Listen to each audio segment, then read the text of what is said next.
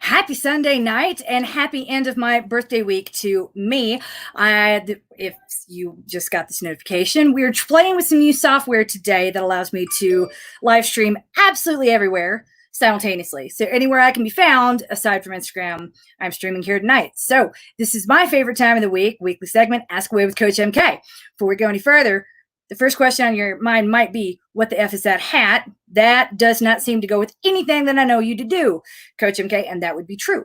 The thing that you've heard me talk about a lot, it's called introverting in public. The odd thing about being a woman wandering through this world is that if you advocate for yourself by saying no, that kind of rubs up against people's sensibilities. They don't like boundaries. They don't like hearing that word from women. It makes them more determined to do whatever it is that you do not want them to do. So the name of the game, all the stuff that we learned in charm school when I was younger, is how to get what you want without actually saying no to a person in a way that causes you to engage in a power struggle. So, which means you got to make them not want to talk to you. I call it introverting in public.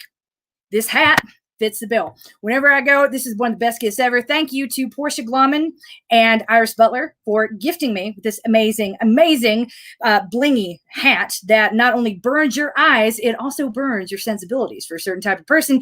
This is exactly the sort of person I do not want to have making small talk with me in a park anywhere when I'm with my children and my family. So hat is the best way to make sure that no one talks to you. And gosh, it is just pretty, y'all. So there you go. If it seems out of character, it's only because you don't know what character I'm trying to play at the moment.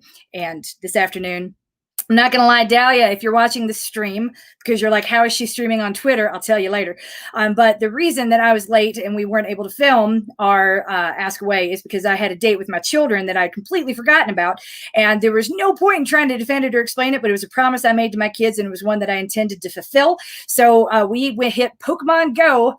There was a glitch during Pokemon Go Fest, and that glitch meant that we got a makeup of 3 hours, and I spent all 3 hours blissfully blocked out, doing absolutely nothing other than catching Pokemon and spending money on eggs and Stardust for every member of my family who now has an old phone of mine or my husband's and a Pokemon Go account. But we got out and we got sunburned. In case you can't tell from my face, it is peeling. But it was totally worth it because we were outside doing something. Fun fact, though, if you're watching this and you're like feeling a little guilty or a little shame because you haven't exactly been running lately and you think you don't belong here, let me tell you how much you do. How many runs did I complete this week that were actually on my own training plan? And that is how many more than last week? 3. Those of you who are not able to see, we're just listening. I have a lot of people that just turn on the live stream and go about whatever it is that they're doing. I was holding up 3. So it was 3 runs I did last week. 3 runs I did this week, which is 3 more than I did last week. And yay, that's cool. How many of them match the training plan? I have no idea because I've not even looked at the training plan. It is that little bit of normality to see my run of the day come up. It's another day that ends in Y. It's another day that's not going to go according to plan. It's another day where I'm not going to beat myself up because you know what? I'm doing the best I can right now, just like everybody else is.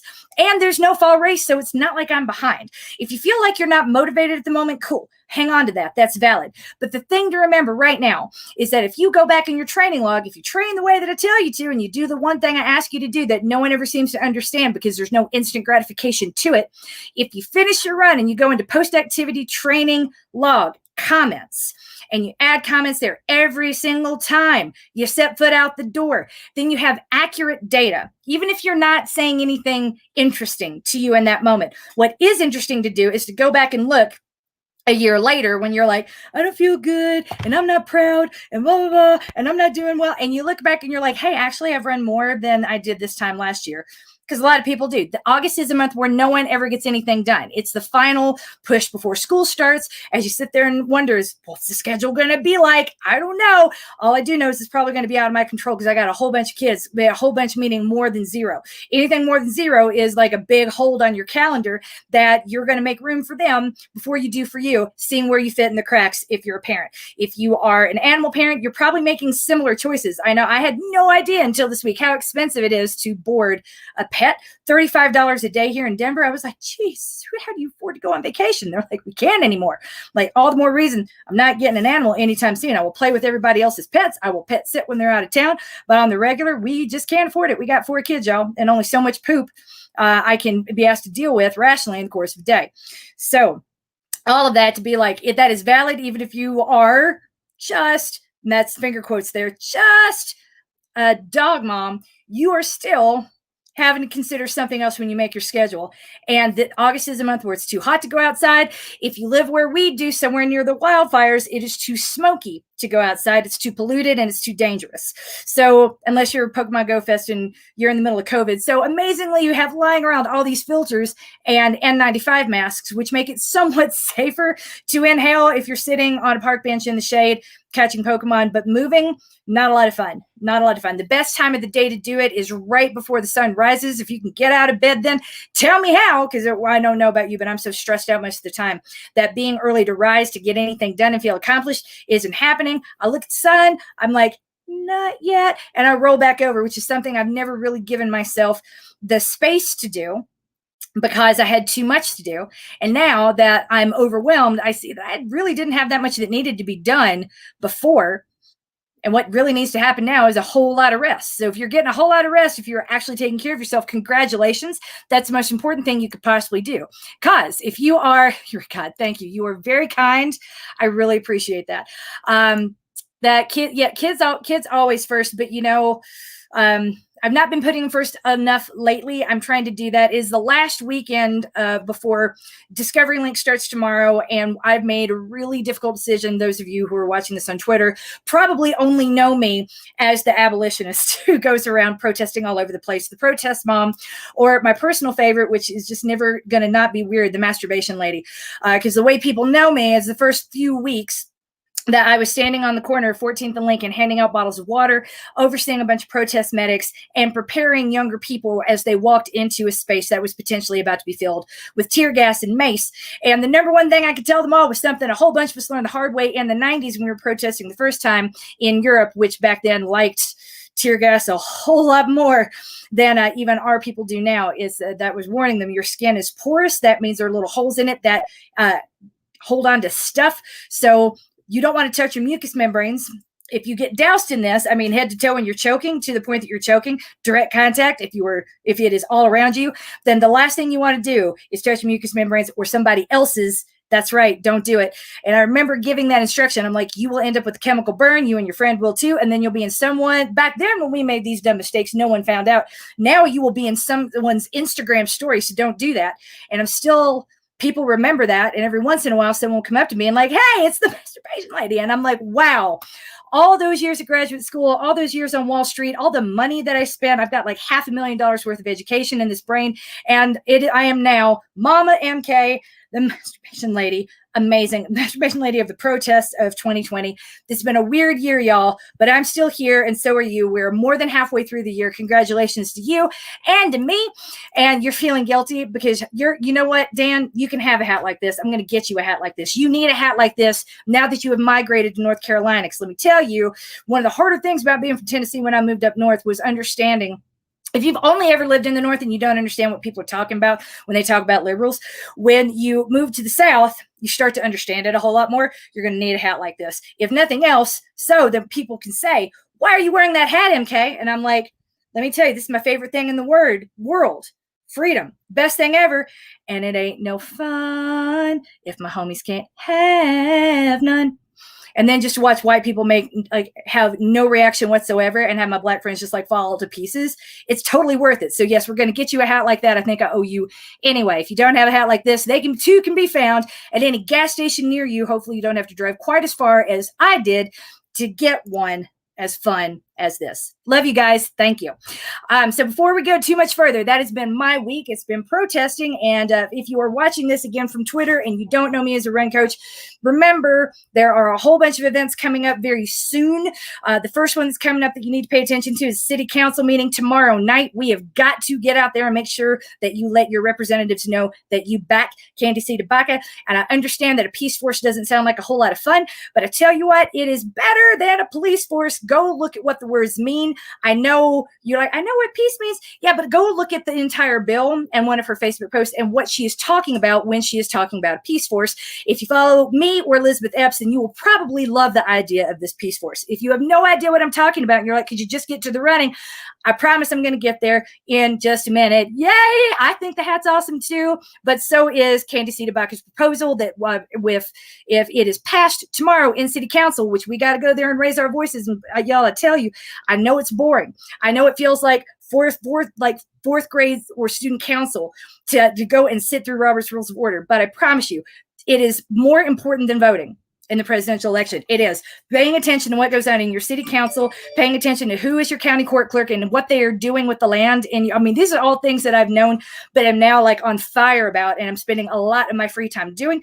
You don't have to do as much as I do, but I'm begging you, if there is one thing you do this week, it is getting your ass to the city council meeting in Denver tomorrow and using Twitter or Facebook or email or phone call to get through to your representative and tell them what you think about this idea. The first bill I've seen yet here that would actually defund police and get us out of this nightmare that we are in right now, where our Black friends are just not as safe, and our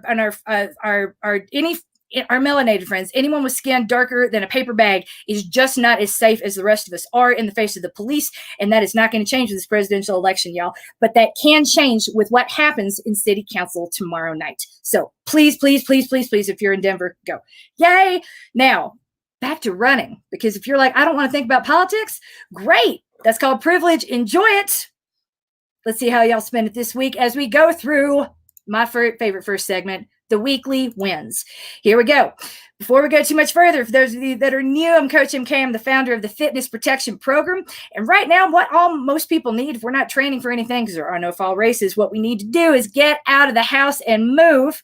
Because if you sit around all day long, that's awesome, and it feels really nice. But sometimes you need to get up and get away from the children, the dogs, the animals, the cats, the geese, the chickens, whatever it is that you happen to have around your house making noise and demanding your attention. It's good to get away from all of that and do something for yourself. And I find the only time I am truly alone is when I'm outside doing something that no one else in my family wants to do. They will sit on my lap when I'm in the toilet, you guys, and try to get me to read a book. I don't know why, but I am a sitting duck, literally, when I'm somewhere, even when I'm doing something like peeing. I can't keep my family away. When I'm out and moving, can't no one get to me. I'm not coach. I'm not mom. I'm not anyone's manager. I'm just out. And those, even if I'm just walking, there's no just walking, I'm still getting something for me and I'm getting away. So there's never been a better time to become a person who likes to get out of the house, calling yourself a runner, even if you are not, in fact, doing what you think of as running. It does not matter. There's no judgment here. Only it's a safe space for everybody who wants to move. That's what we're coming at Fitness Protection. There's never been a better time to look at self-care. Self-care has been co-opted by white people who's like massages and pedicures. But you know what? It is actually taking a little bit of a time for yourself, not specifically so you can be productive later, but it's remembering this thing called life is in fact a marathon, not a sprint. And if you are going to sprint, you still need to rest. If you're going to run a marathon, you got to back off once in a while. And the best way to do that is to back off from what's stressing you out the most. And if it's the training plan, that I promise you are doing something wrong right now, you guys, because the training plan should not be stressing you out, whether you're doing everything or nothing. My coach costs 3 times what you guys pay. Y'all pay in Fitness Protection $29 a month. My one-on-one coach costs 3 times that, and I'm still not doing the workout. So if you're worried about throwing money away, you still ain't throwing away as much as I am, and I promise you're looking at it incorrectly. What I can do is tell you, as a position of authority, a person who is invested in your ongoing development, you are doing exactly what you need to be doing right now, whether you're running or whether you're not. If you're listening to your body, if you're paying attention to yourself, if you are doing something for yourself, then you are, in fact, doing exactly what it is I want you to do. Whether or not it was in Training Peaks does not matter. It's not the name of the game. So to the weekly wins, we're going to start with Runner Interrupted, yay, which is a support program for people whose journey is completely interrupted at the moment, either by injury, life, cancer treatment, what have you. We have a whole lot of special needs parents in that room who are unable to focus on anything, but still want to be able to support of a coach and each other, that community going forward. So it is led by one of our sponsored athletes, Amy Nicole Trujillo, who happens to be a teacher at Maury Middle School. If you're watching this on Twitter, remember what we did last week? Sweeps. Yay, sweeps. Amy teaches at that school. She works for me. She works for us. She is amazing, and we love her. And she had a birthday this week, too.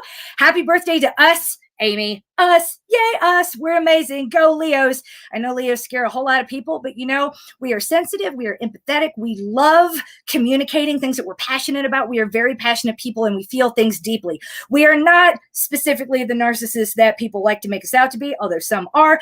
I like to think that I'm not. I definitely know that Amy is not. She's one of the best people ever. And Iris Butler, if you need proof positive that Leos are not categorically de facto evil, not just me, I like to think, but also Amy. If you knew Amy, you would back off your statements on Leos completely. All the noises that you hear coming from this new thing right here. I know I had a BlackBerry. I always said from my cold dead hands, but I'm still alive, y'all. AT&T kicked me off the server this week and said, we will not support BlackBerry anymore. Something 5G. I'm like, what? So I had to replace my phone. I now have an iPhone and I do not know how to turn off a lot of the notifications without muting everything and a lot of the sounds. So please bear with me. There'll be a lot of noise in the background until I figure out how to use this thing that I don't like very much because I miss my BlackBerry. I really do. Whew. So the dream is dead, but the heart must go on, and we shall. So happy birthday, Amy. Moving on to build. JJ Jensen has been hitting her strength goals all month in July. That is amazing. I have not been hitting my strength goals. I am so far away from any strength goals that I did not have the strength to demonstrate the August strength. I'm trying to work it up to be better for September, but congratulations to you. You are further ahead than me. Well done, Miss Jensen. Rebuild. Christian Fraser has a better idea as to why her running has been feeling off and has some good ideas as how to improve. Yay! I love hearing that because if you have an idea of what's going wrong, then you have a blueprint to fix it. Now, remember, blueprints were never made to be static. That's why I talk about blueprints instead of plans. If you ever met an architect, they can be really annoying. They're like, here's the original, and then there are little dotted lines all the way around it. Everything is fluid because plans change as you gather more information. That really needs to be what your training plan is, what your schedule for the day is. It's more like a blueprint. This is what I need to get done. This is kind of what I think I'm going to do it. Everything is penciled in. It's not, and if you change plans, congratulations, that's called resilience. That's going with the flow and getting things done. It's not about, I will do this as planned and punish myself if anything happens. Like, that's ridiculous, but a lot of people think that way. A lot of us have been conditioned specifically to think that way. So if you had been able to go with the flow and get things done, yay for you. I know that I have been kind of sucking out of it all the way around this summer. There's some days I'm so overwhelmed, I'm just like, I'm just going to watch Twilight. Remember the Tiger King phase of this quarantine, y'all? Tiger King? Yep. I mean, that was engrossing. And then there was Cheer. Cheer, was back at the beginning of the year, but kind of stressful going into the new year. Like, oh my gosh, Cheer. Oh my gosh, Tiger King. It was like something for the times. If you are looking for a new thing, I strongly recommend busting out Twilight again. I read Midnight Sun, and I'm not ashamed. I read Midnight Sun in one sitting. It was terrible, but I couldn't stop. Kind of like Tiger King, not ashamed, for a glorious 6 hours. I didn't think about anything that is stressing me out or anything that is bothering me. I just read about sweet, sweet vampire love in the worst prose possible with no judgment to me or to the writer. Just saying, she ain't Shakespeare, but she don't want to be. Well done, Stephanie Myers. After reading that, then I had to go back and watch the movie, fill in the gaps, and then I had to pull out the books again. And so part of my downtime has now been engrossed in this really terrible series that is trashy and amazing, just like Tiger King. So if you need a new Tiger King, I tell you that to tell you this, go pick up Twilight, even if you never have before. If you haven't picked it up in a decade, you're going to go back, and I promise you in a few seconds, you will remember why you started reading that nonsense in the first place. It feels good. So that's my weekly win. I read Midnight Sun, all of Twilight. I live to tell the tale, and I'm proud, y'all. Freedom. Annie Jenkins got to try out her new heart rate monitor on her walk. Yay! She's been able to go a little bit longer without feeling sore the past couple days, and today she went further than she's been able to go in a while. So she's celebrating. We're going to celebrate with you. Well done, Annie. That is huge. I know the first time that I went out recently, again, none of my runs have been glamorous. You've probably seen there on the days I can get out. Some days I don't even look at my heart rate monitor. I'm just going to go, and I'm going to run at what I want to. I'm going to walk when I want to, and I'm not going to pay any attention. That happens more frequently than I care to admit. But I'm just trying to get whatever it is I can get and what I need to get on a day-to-day basis. So if the first day I was able to go for an entire hour without stopping, I was so excited. I was so proud. I was like, fist pumping on the side of University Boulevard, which is a big street here in Denver. And it felt better than I could possibly articulate. So I tell you that to tell you this, Annie Jenkins, I know exactly what you feel right now, and I'm excited for you. I really, truly am. Congratulations. That's an amazing feeling. Hang on to it and let it last. Nakia, Coach Nakia over in Maintain, another one of our sponsored athletes. Promise, once you take a look at Coach Nakia, you won't be able to look away. She is that charming, that amazing, and that much fun to be around. We are thrilled to have her as part of the fitness protection team.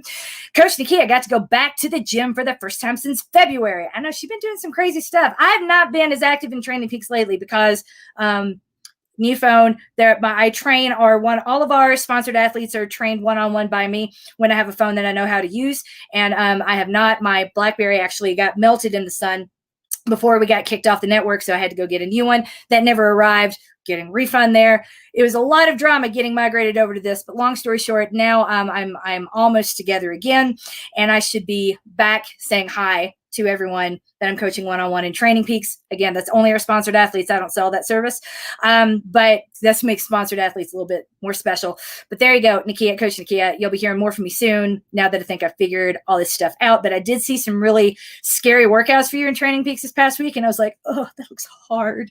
That looks so hard. You do harder workouts than like I ever would. You are strong and coached and loved and winning at life, and I kind of wish I was coached and lived and winning at life too after I look at what you've been up to. You've been doing a lot. You've been doing the most, as the kids would say. Yay, am I cool yet? Out there, I got this hat. I got the best hat. Telling you, I'm going to reclaim this word, y'all. Reclaim it. No questions in Build tonight. So Build is our on-ramp program for you people who are either new to working with me, to the Coach MK way, or brand new runners in general.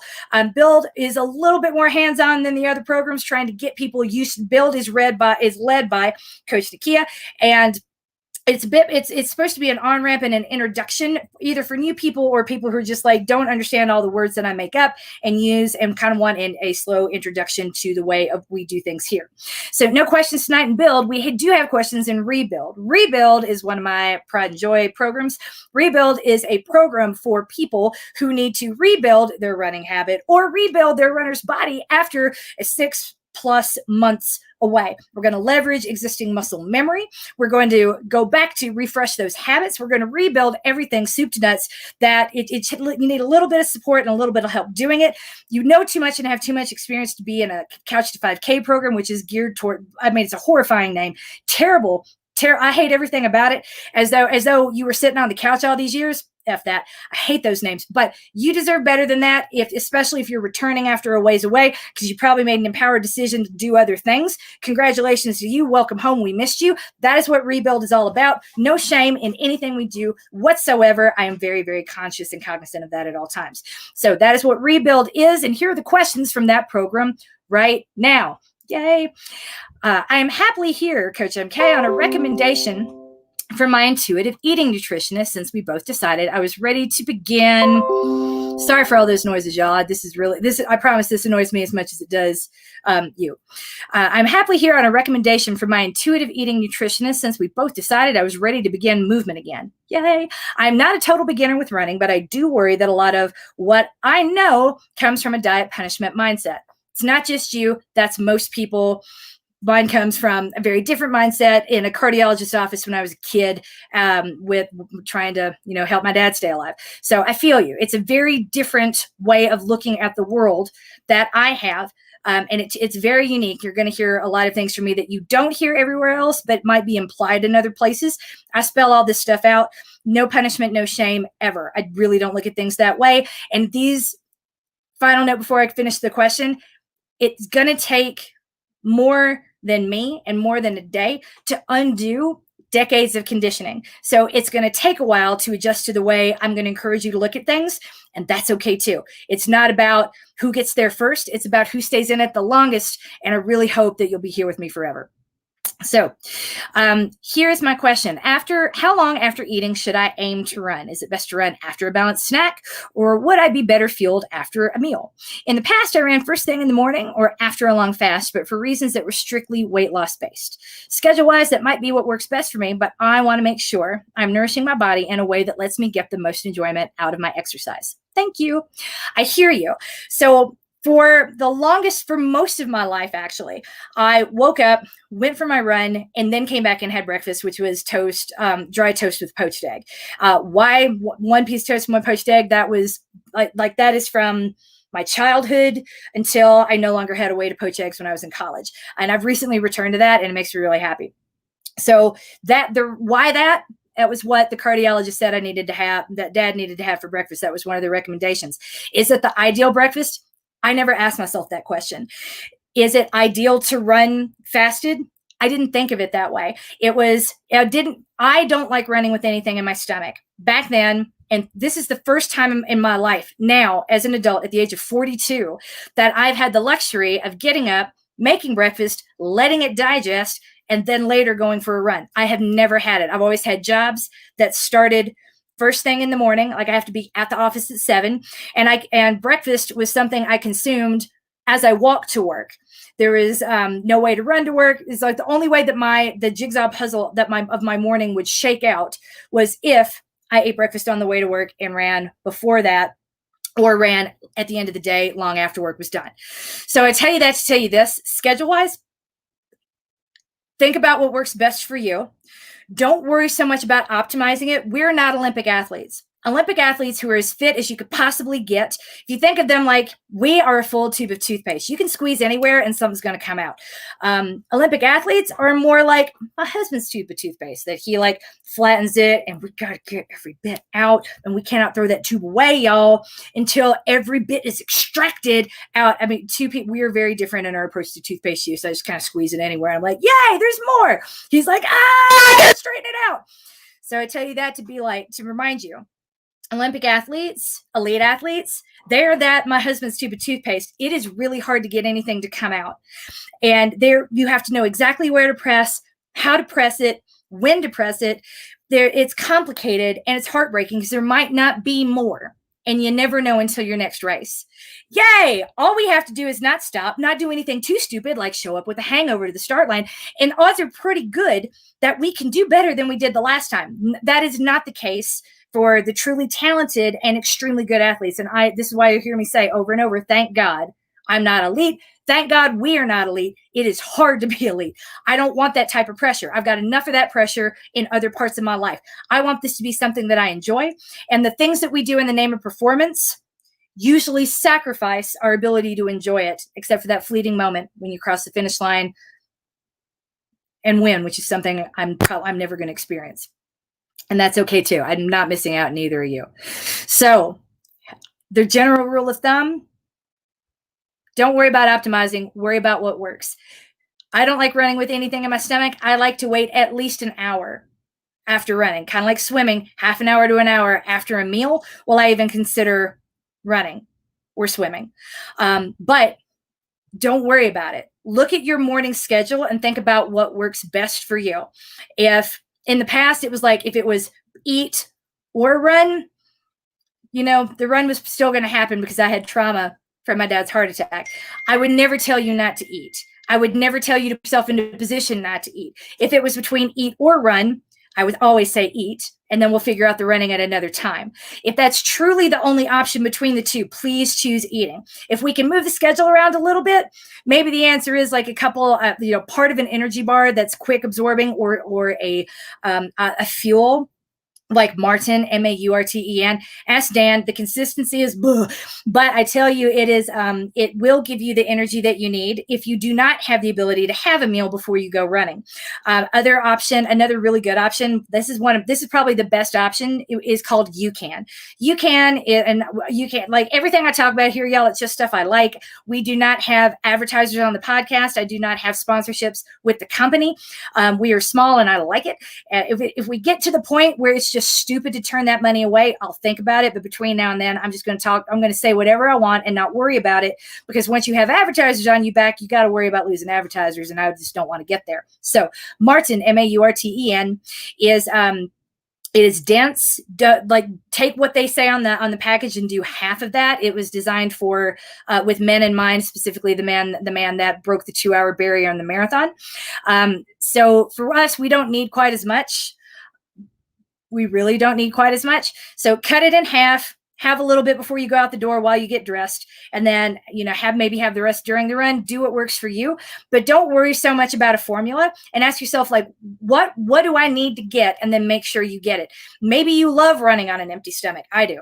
If I can run first thing in the morning, that is. If I can't run first thing in the morning, it's like, I've got to be like, okay, it's going to be 2 hours before I can run. Realistically, I got to have something in my belly, or I'm going to get real mean as my blood sugar drops. So have an idea and have a backstop. So for me, that idea is I get up and run. If I can't get up and run, then I say, okay, then my run's going to start at this time, set that alarm in my calendar, and I eat something right away. If you have to rush out the door, then maybe Martin or some other fuel like UCAN would be a really great way to get you started. That UCAN with the cornstarch, last I'll say about it, is going to keep your blood sugar nice and level, and your glycemic. It's if you follow the glycemic index, that's the thing that I had to worry about a long time ago. It's something I still have to think about now. I just don't talk about it very much because I don't want people being like Googling it and then treating it like a diet. It's the idea behind it is just to keep your blood sugar stable and steady throughout the day, so you don't have any big rises or big crashes. And with celiac, I have to think about things like that. So you don't specifically, but we want to find low glycemic ways that don't like jack up your blood sugar, like eating like chomps or whatever as you go out the door. Chomps are not breakfast, you guys. It's not what this stuff is designed for. You will crash. It will have the opposite effect of what you want. Let's get something light, something gentle, something that's going to move with you as you go. UCAN's a good way to go, or rejigging your schedule. I need a little bit more information to tell you specifically this is how I would do it. Hopefully I know this feels like a word salad, but it's also a lot of information, and we deliver it in this format so you can go back and listen to it over and over and over again until you kind of get what you need to out of it. So there's a lot of words. A lot of words give you a lot of options. Choose the path that works for you, and do not worry so much about optimizing. The thing that makes you happy, the thing that you can do, the thing that you can make almost instinctual and robotic, that is what optimized is. The best thing for you, not the best thing specifically according to science, because we can think bigger than that because we're not elite. Yes, more options. It's amazing. No, yeah, I know. I love it. Dan says, nope, on the consistency of Martin. 10 on the effect. It's effective stuff. It's really good. It's going to give you an energy boost without that big blood sugar rush. But yeah, the consistency is there's an adaptation curve there, to say the least. Yay, ladies. All right. So that is how I would look at it. It's not about diet or punishment. It's about what works best for me and what do I need to get? What's the easiest way to get it? Occam's razor always applies. Hi, I know our plan is supposed to be a guided DIY, and it's okay if I don't do all the workouts, but I'm feeling like I'm failing. That's because you're looking at this the same way everyone else in your life has told you to look at things, that you don't deserve it if you're not using it, that this is not okay. This is more pressure. Pressure, by the way, if you've ever heard that pressure turns coal into a diamond, it's not true. It is not true. It's a function of time and pressure, but pressure is not the only lever to pull. It's not the only variable. It's not the only thing that you can tweak. Time, you still need time for that to happen. So I tell you that to tell you this, that most of what we've heard, that if it's pithy and it belongs on a hat with bedazzles around it, it's probably not good science. So let's back off of some of those things that add more pressure. More pressure does not necessarily improve the outcome. Ask everyone who missed the Olympic trials by fractions of a second. They were under a whole lot of pressure. Just saying, if that was the only thing, then a whole lot of us would be doing other things, not feeling like we were failing and not feeling unsatisfied. Okay. So let's start there. Whenever I see the word failing, I think about pressure, and I know that we're looking at this incorrectly. So perspective shift is coming once I finish this question. I'm feeling like I'm failing. I'm not training for anything in particular, and my running has been super hit or miss. Mine too. Can you give us some guidance on the minimum necessary to train for life and not be a total slug? Okay. You are not a total slug. If you feel like a total slug, that's because someone has told you at some point that you were. Idle hands are the devil's plaything. Or you've been shamed for not moving, or shamed for not. I had a coworker once who would take a look at my schedule, and I'm one of those people, I call myself a blocker, maybe because maybe it's a Freudian slip, but it works. My husband's one of those people who's like every 15 minutes of the day is like stacked. And there's no, like, I'm like, when do you go to the bathroom? But and it makes me like nervous when I see that, because that's just designed for me to fail. I'll have like the morning activity, lunch, afternoon activity. Maybe there's two if it's a longer afternoon block. And I've had a coworker once that looked at that and was like, that looks so lazy. You just don't do anything. I'm like, we produce the same amount of output.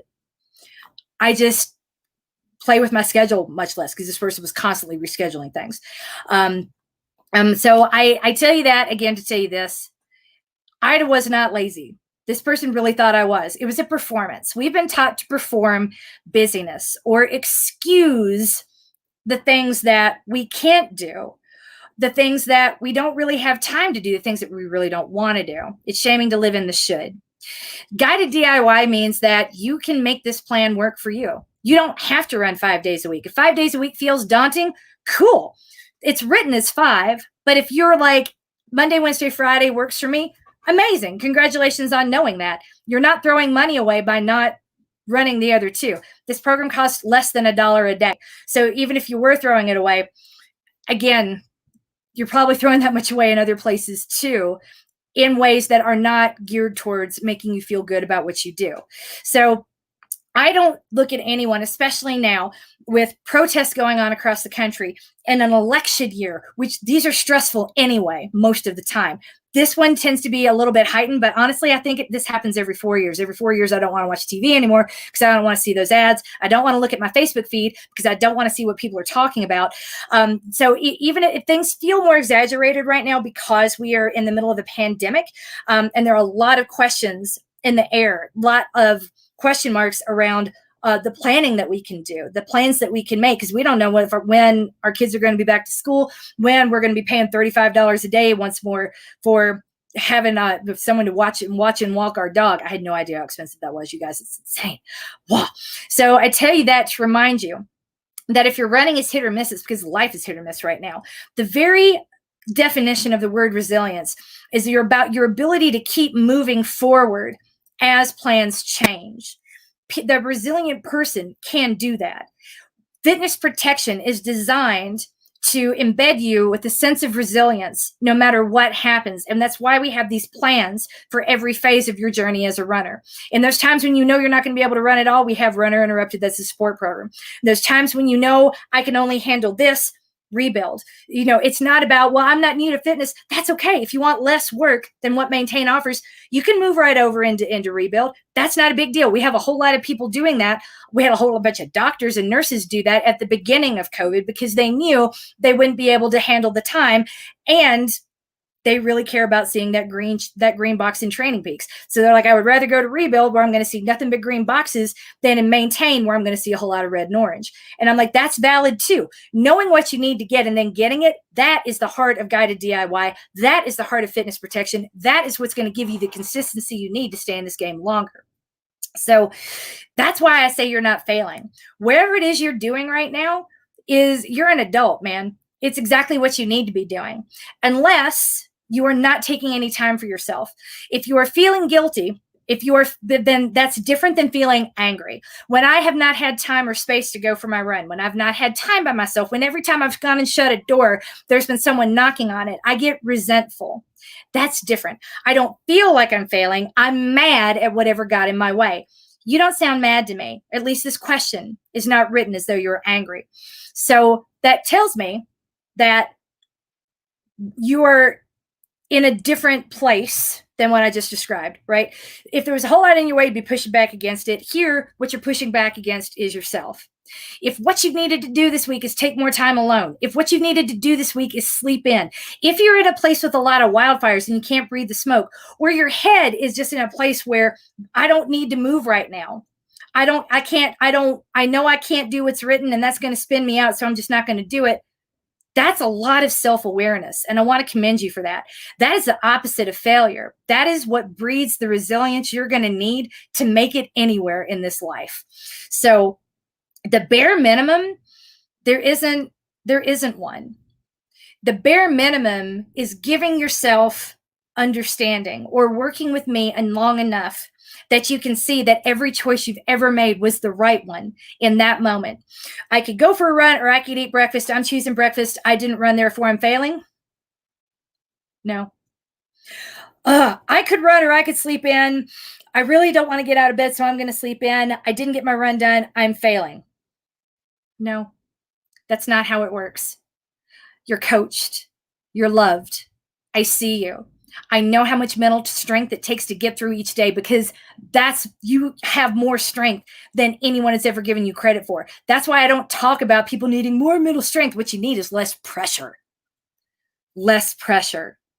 That's what all of us have needed for a very long time, long before this year came along and knocked us all sideways. You're still here. You're still asking. You're still engaging.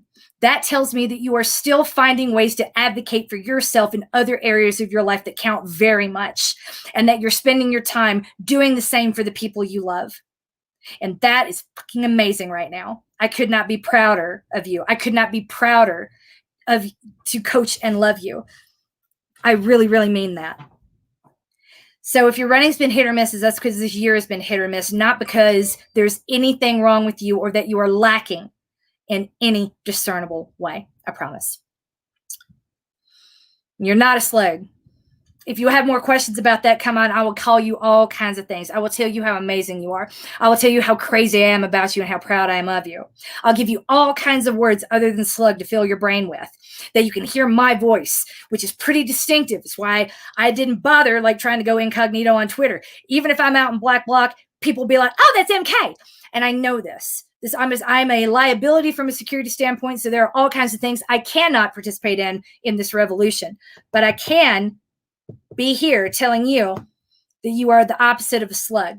That voice of mine in your head, if we can embed it in there, it's like, hell yeah, I didn't get anything done today. Hell yeah, I survived the day. Hell yeah, let that be the refrain that you've got, because you're not failing. Hell no.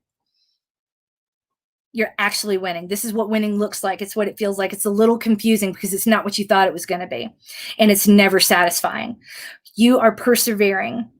There's no award for that. Just accolades from me, the person who's invested in your ongoing development, who's going to remind you that what you need to get, the bare minimum, is to keep showing up and engaging with me. It has nothing to do with the miles on the calendar, with what your Garmin tells you, with what Training Peaks reminds you of. It's this right here, asking and showing up.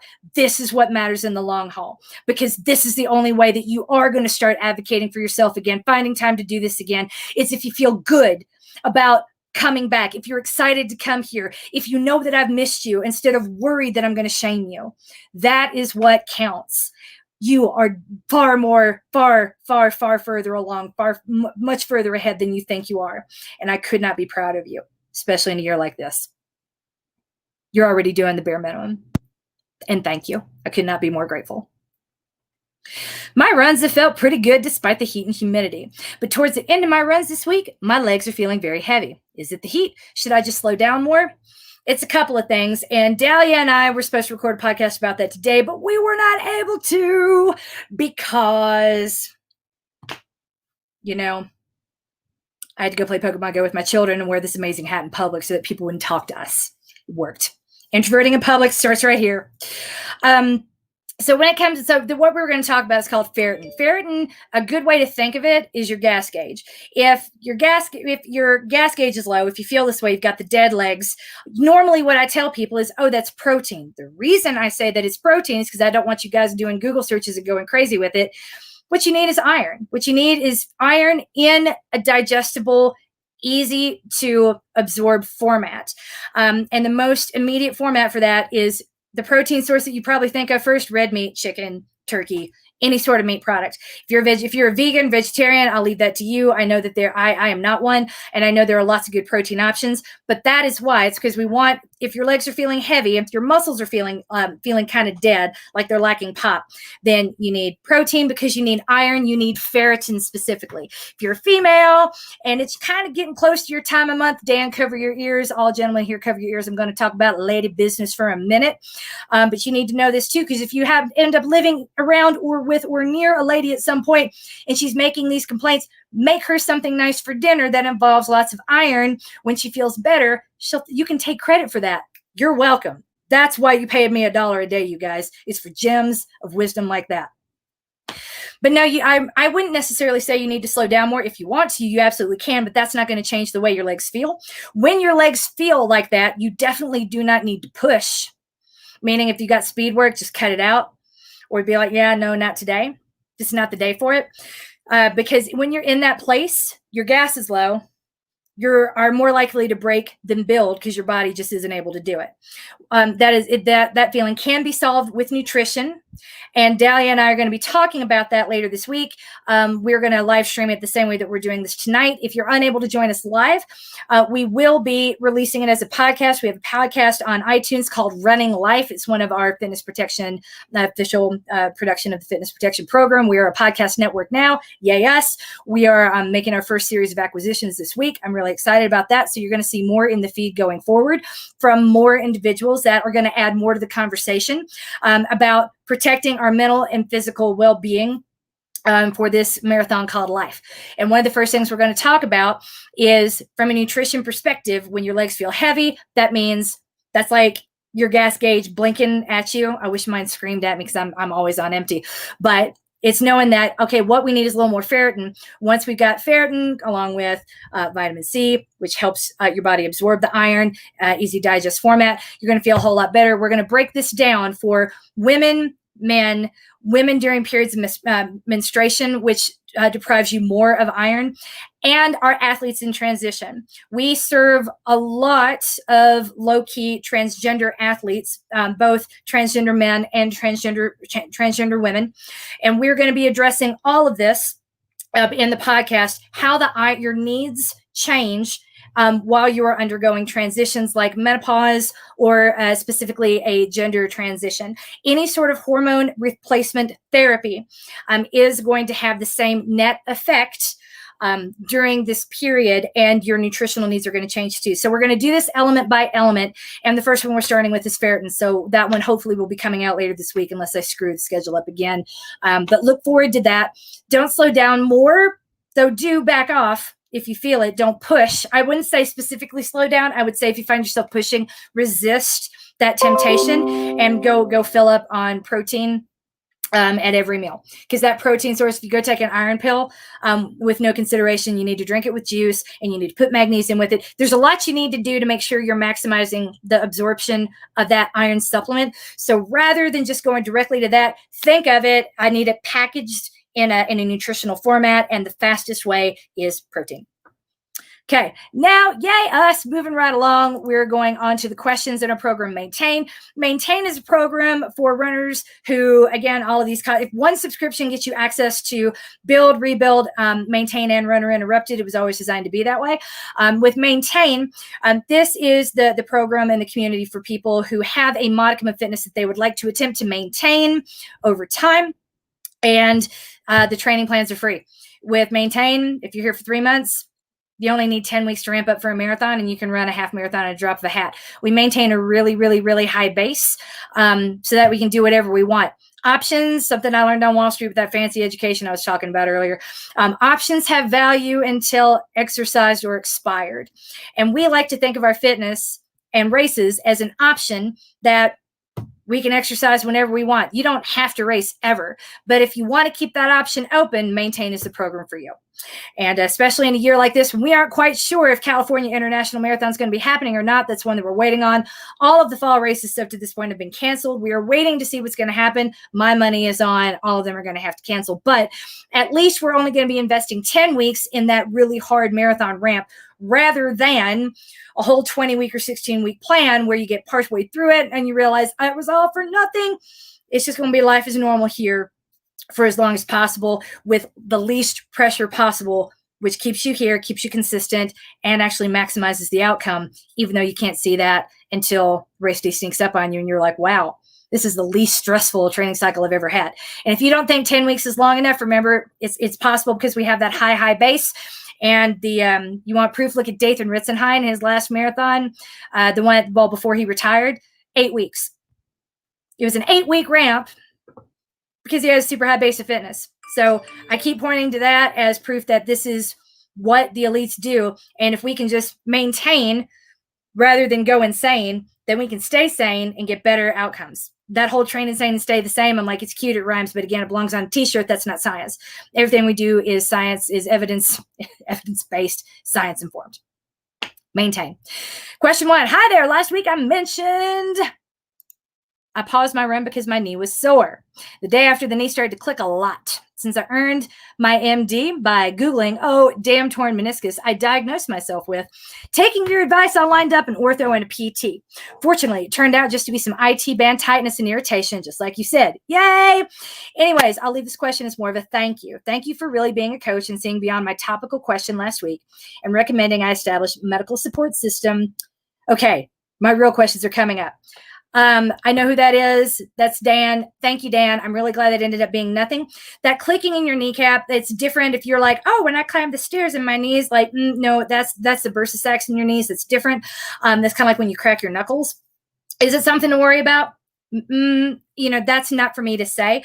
What I can tell you is that if your kneecap is hurting, that's because it could be as a runner. There are lots of things that could cause it. I discussed all those things in last week's episode. One of them is IT band tightness. Go back and really pay attention to your foam roller. If your foam roller feels like a pool noodle, you're probably not going to foam roll a whole lot because it's not going to be satisfying. You're going to get on that pool noodle and say, foam rolling doesn't do anything. Why do I do? And you're never going to do it again.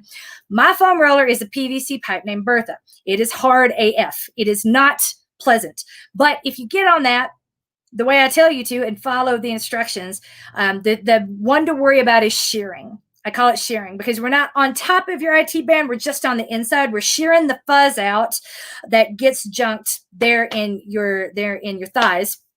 And that is all it takes to really get your IT band loose and tracking properly. If you're going directly on top of the IT band, you're probably not loosening up the muscles that are putting pressure on your IT band or that are immobilizing it. So think of it that way, not on top of the IT band, but then come forward, inward 1 inch. That all the way up and down. Yeah, you feel that. That's not pleasant, right? That is where you need to be foam rolling with the hardest thing you could possibly get your hands on.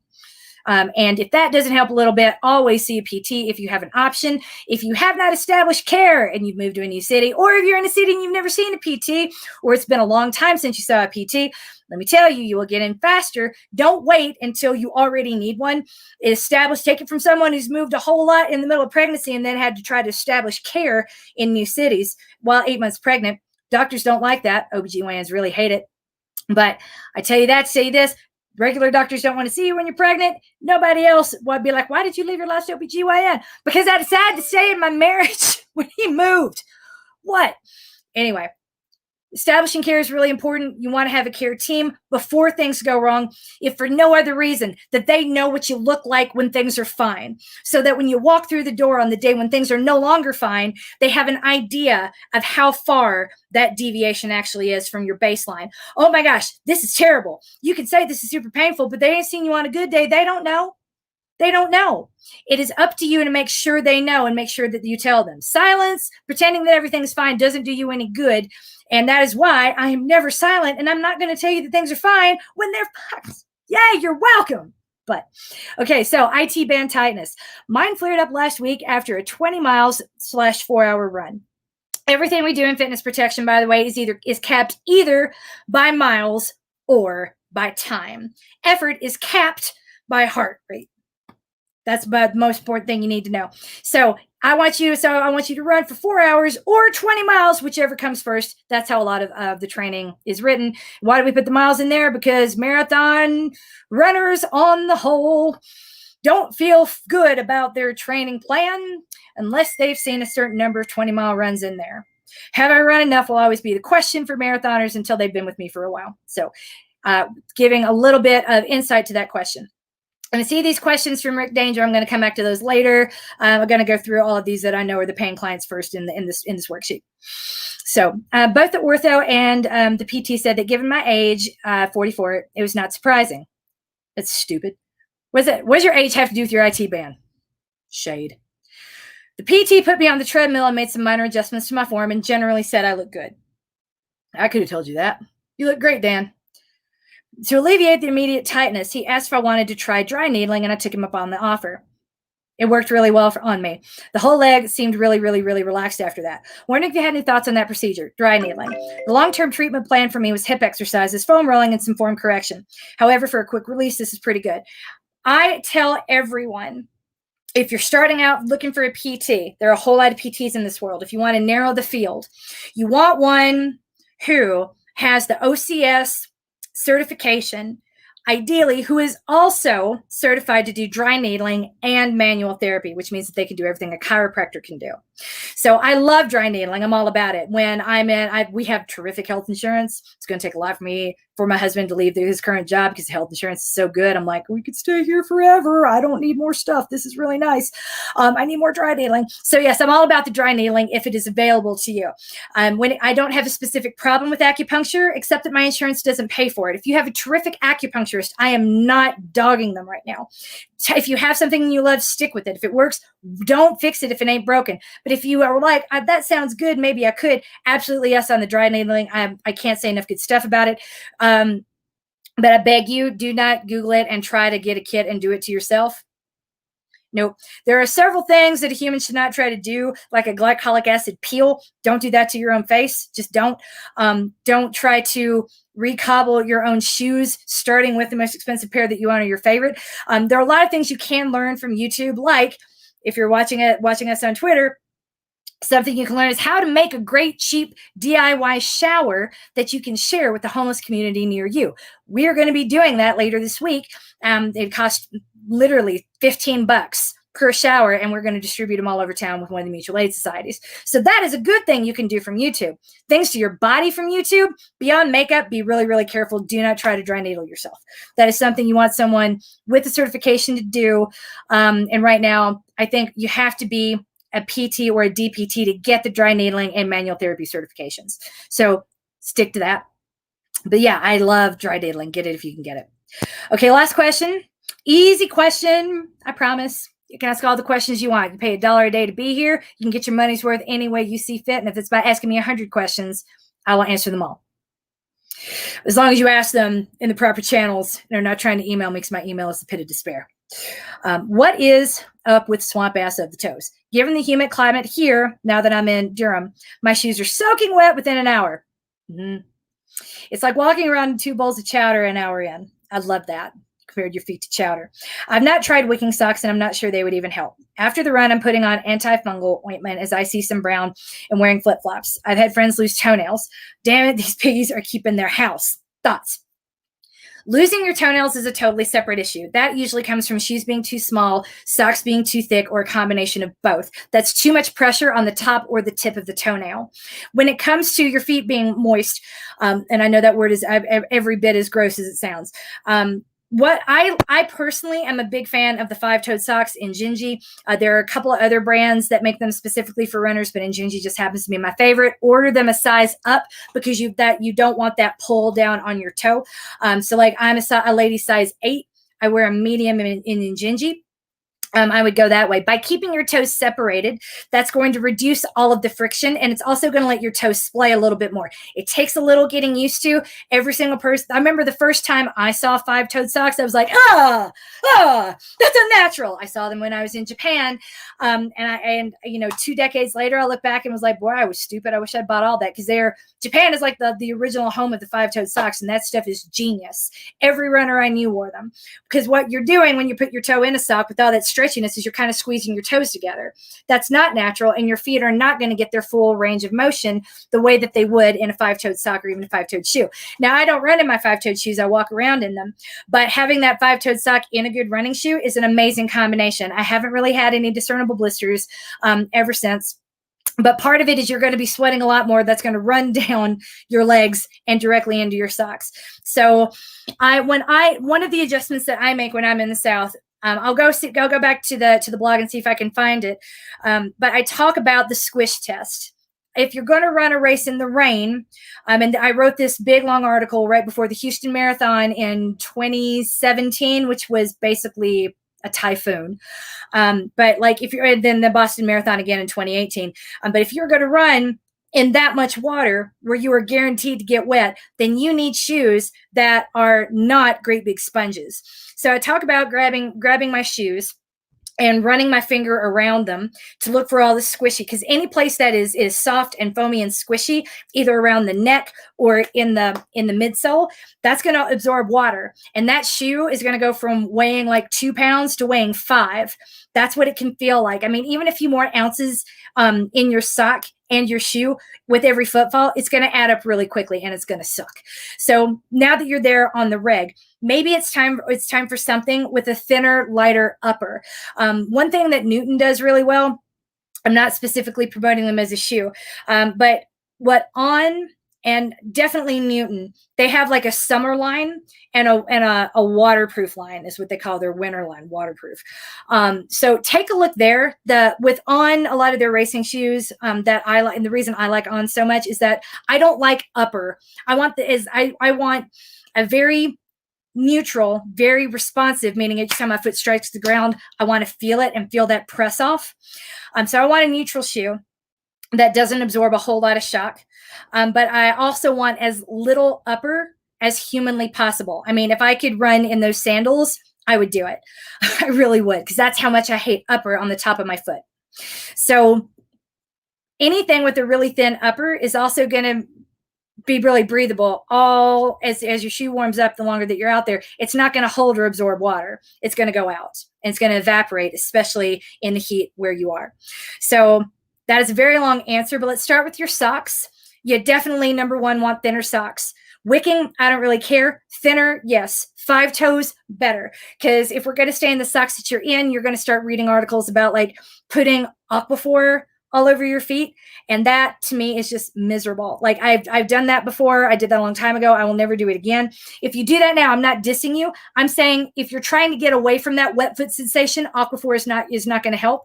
You're going to be running with that wet foot sensation with sliding inside your sock. And that takes a lot of getting used to. Rather than getting used to that, I decided I was going to change how and what I put on my feet. But I'm not changing my mind about the movie. You can finish it, babe. Sorry. I'm not changing what I would, rather than change what I can handle. I decided to change what I put on my feet, the thinner socks with the 5 toes, and looking for a thinner, lighter upper shoe. It made all the difference in the world. If I were you, that's where I would start. I'll come up with a couple recommendations after this is over, because if she's going back to start Scooby-Doo, I got a couple more. Got a little time before I have to go out after this.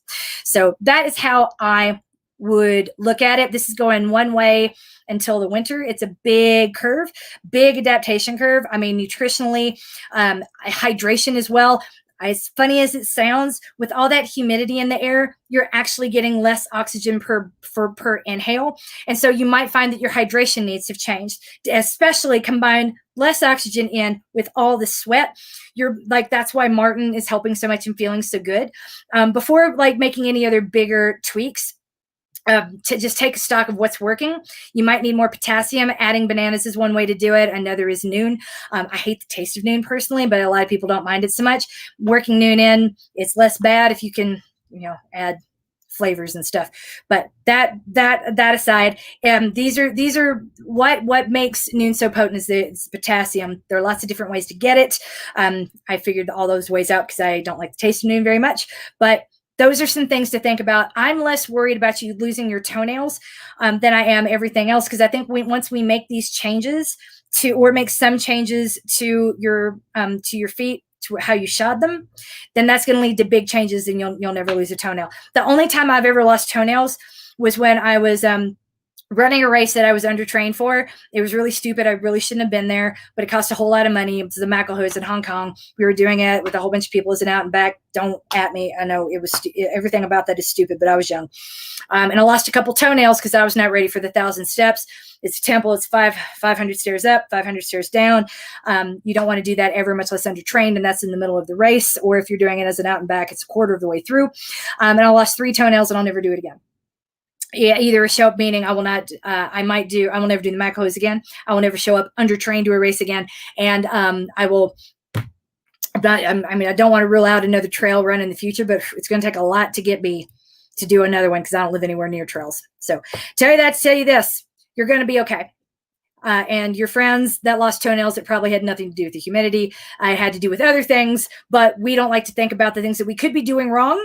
Instead, we look for the things that are out of our control and hang it there and just let them happen over and over again. It's an overuse injury because that's easier than saying, wow, I'm fucking up. I could stop that. You think someone help me stop fucking up? That's a really hard thing for humans to say and do, especially overachievers. Overachievers tend to gravitate towards things like distance running. Originally, I was going to call this program Overachievers Anonymous, but there are a whole lot of issues with that, obviously. But it really kind of is. So when it comes to after the run, you immediately take the socks off, immediately take the shoes off. Another thing you can do, there are these drying balls that you can buy from most run stores that will absorb all the moisture out of your shoe. That is a really good thing to do. The next thing to do, go to the Vibram the 5-finger shoe website. I'm not saying you need to buy them. Look at their care guide. If you're going to be putting your toes in these shoes all the time, you're going to have to clean them out in a way that you don't have to do other shoes. I never really thought about shoe care before I started wearing 5-toed shoes and was like, wow, I've been nasty my whole life. Odds are pretty good. You are too. That's not a judgment. It's just, you don't know till you know.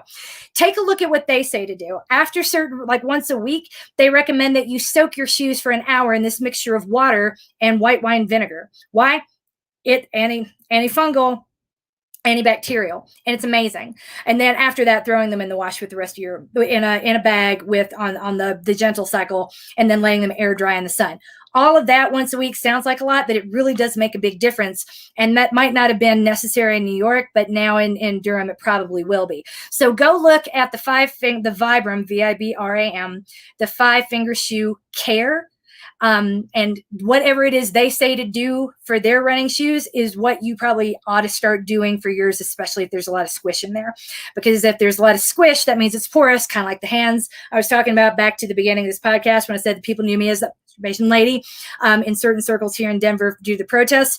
Your shoes have a lot of squish, kind of like your fingers, and a lot of pores. It's very porous. It's a lot of place for stuff to hide that don't need to be there and is really hard to wash out. It can be a function of time. So go wash your shoes the same way 5-finger shoes do, and you'll be ahead of the game.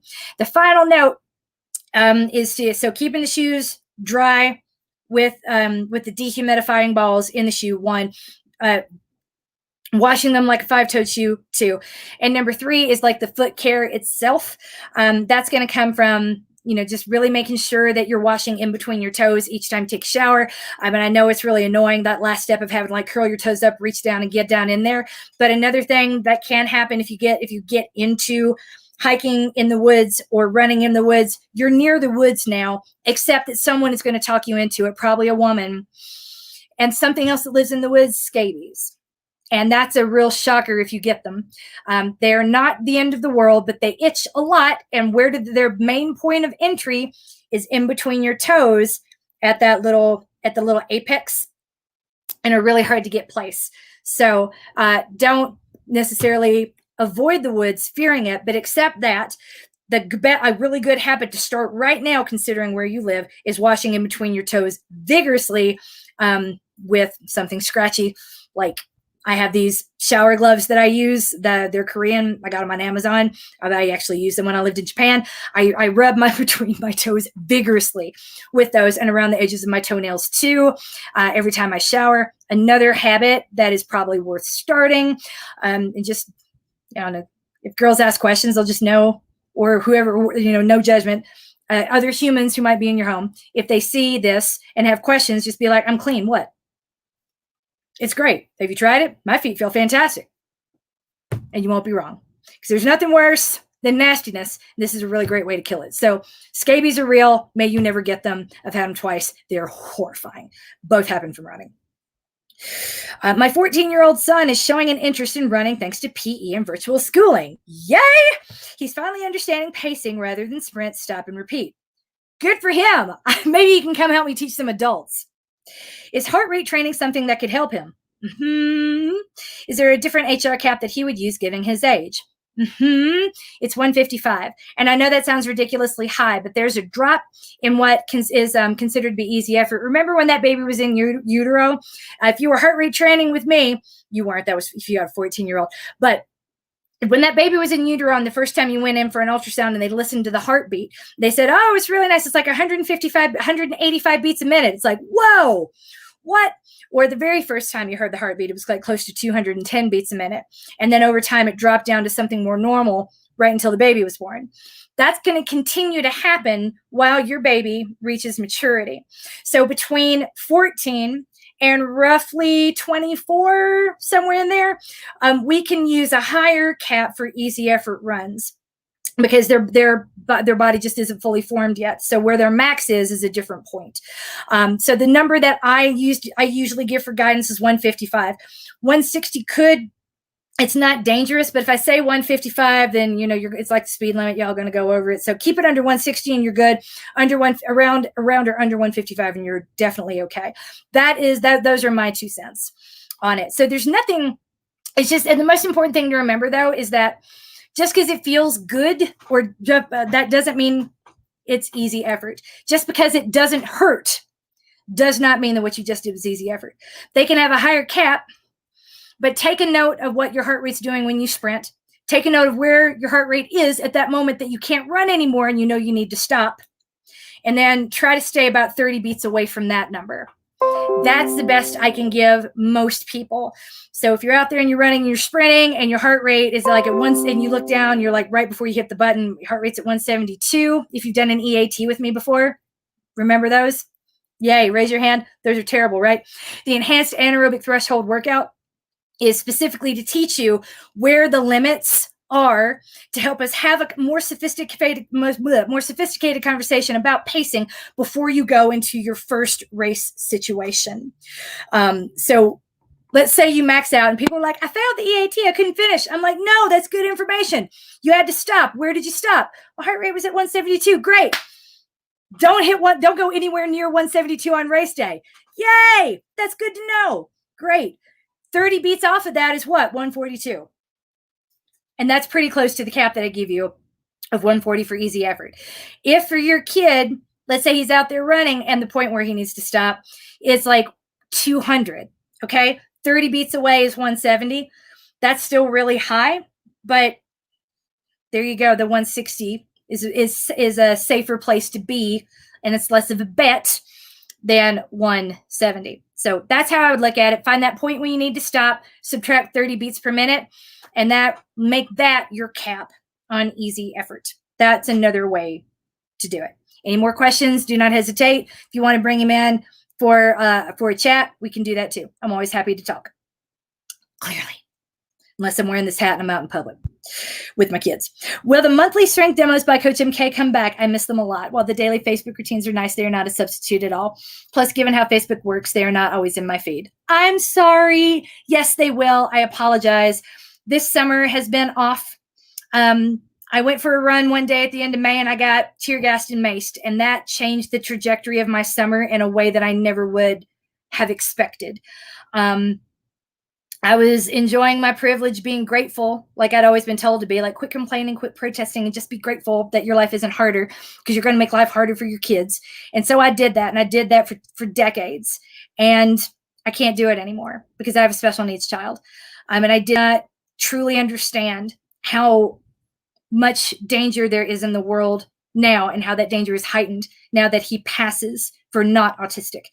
And there's no going back. But now that I'm finding more balance, because I'm going to have children going back to school, and I'm going to have to ramp my activities at night back down so that they're not going to be carrying. If I'm exposing myself, and then they're going to be exposed, and then they're going to be carrying it out into the world. So my activism is going to have to change a lot for social distancing purposes. So with that in mind, there will be a lot more bandwidth for stuff. I'm really sorry it didn't happen this summer. I really, truly am. And I just didn't have the physical strength to do it in August. The 3 days that I was clean and dry enough to do it, I literally didn't have the strength. I was so overdrawn. But we're all in a better place now. And again, I let me tell you how sorry I am. It was never my intention for those to drop. It was just, I don't have the strength to do strength. But that is going to change going forward. They recorded the first set. They're not uploaded yet. I recorded the first set for September already. The second set is going to be coming, and everything should be in YouTube. shortly, and I do apologize. So there you go. A couple more questions. Japan, yes, the country that brought you masks also brought you 5-toed socks. Yay for Japan. I'll scrub between my toes, the most manly loofah ever. I can't even click on that now. I hope everybody else did. But I will the second this is over, before I go find more options for you, I'm going to check that out. So those are all the questions right now that I have for fitness protection. So I'm going to go to the comments over here. Weights or cardio? There's a great book that addresses this by Dr. Alex Hutchison, an amazing, amazing Canadian researcher. It's called What Comes First, Cardio or Weights? So my answer to this always is, what do you want to do? Because I don't really care. If you're like, I just want to get fit, again, I don't care. What's more accessible to you? Do you have weights available that you can use? Or do you want to run? I'm never going to tell a person that they have to run. There are lots of different paths to fitness. If you want to race, you want to run marathons, then yeah, we need some weights, but we really need a whole lot of cardio. Obviously, I prefer cardio and not strength.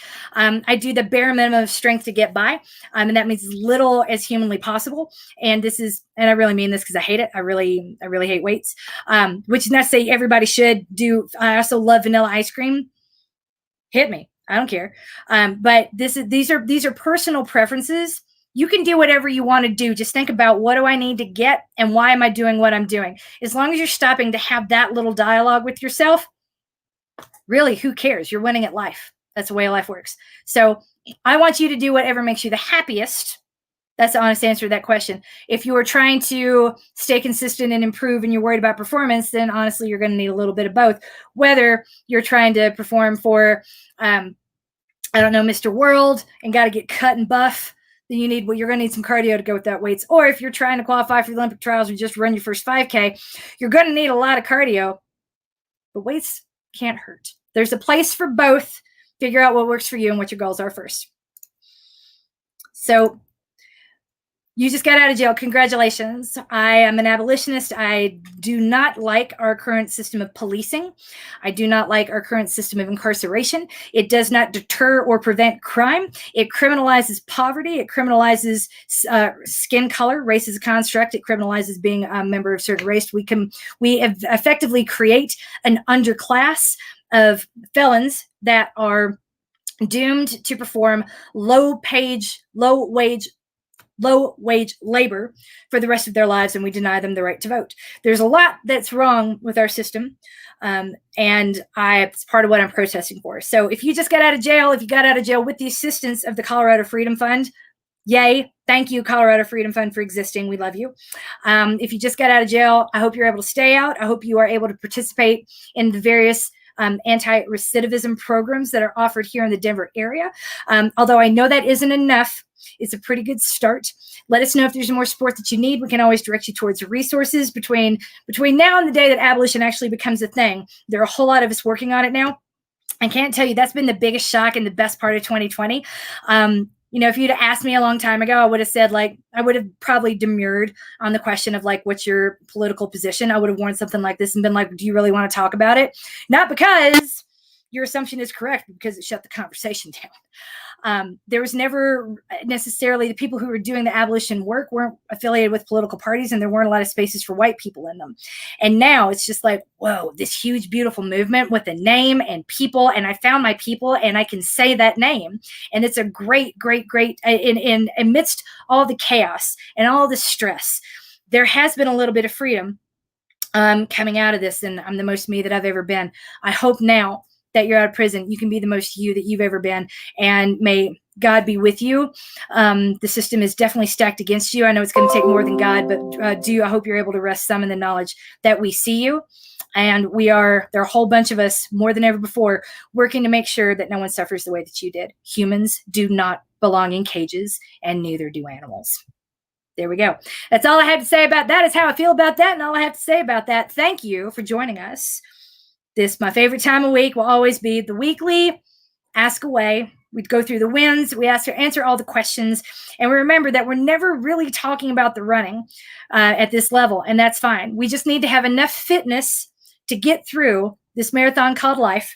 I'm here for all the questions. Even though I don't have all the answers, I'm always happy to talk to you, because you are easy to coach and even easier to love, especially if you've been denied both up to this point. It's not because you weren't worthy and didn't deserve it. It's just because I had not found this or you yet. Thank you for being here. Thank you for being with me. Thank you for showing up. Thank you for continuing to show up. Remember, it's not about whether or not you run. It's about whether or not you engage. It's a promise that it's not a mandate for you to show up. It's a promise that I will. $1 a day is a promise that I will be here every day that you need me. Even if I'm not doing the strength, I will be here doing this, finding other ways to make sure that you feel seen, supported, and validated, no matter what it is you're doing or not doing right now. See you guys next week.